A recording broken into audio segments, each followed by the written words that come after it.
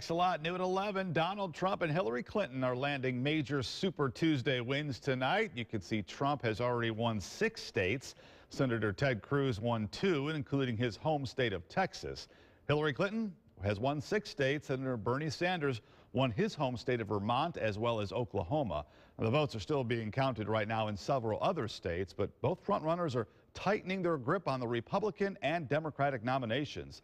Now, this is election. It's also the first time that millennials make up a bigger portion of potential voters than baby boomers. And new at 11, a group of millennials at Notre Dame watched the results come in tonight.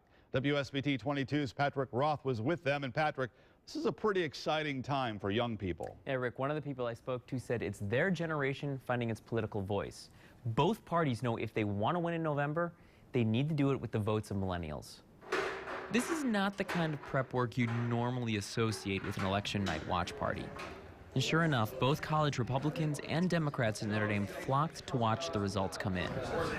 Both have different ideas of what matters to their generation in this election. I think one of the defining issues for this election in particular and for millennials is that of immigration. I think something that's on the minds of a lot of millennials in this election is the issue of student loans. Winning the young vote has become crucial for politicians, especially in close elections like some of these primaries.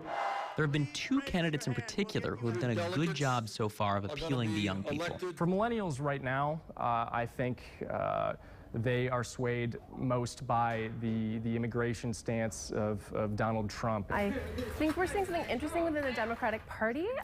We have more millennials who tend to drift toward Bernie Sanders. He's getting a lot of support with young people who are very excited about him.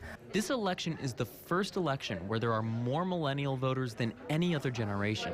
And it's something that politicians from both parties are certainly well aware of. I think that this election cycle they have done far better.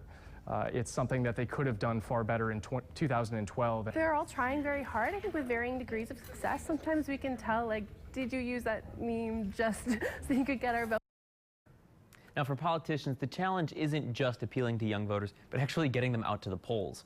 We've seen that in some cases where that's happening, like during the Iowa caucus. And the other major challenge for both parties will be whether or not young people will vote for a different candidate in November if their candidate loses in the primaries. At the live desk, Patrick Roth, WSBT 22 News. Patrick,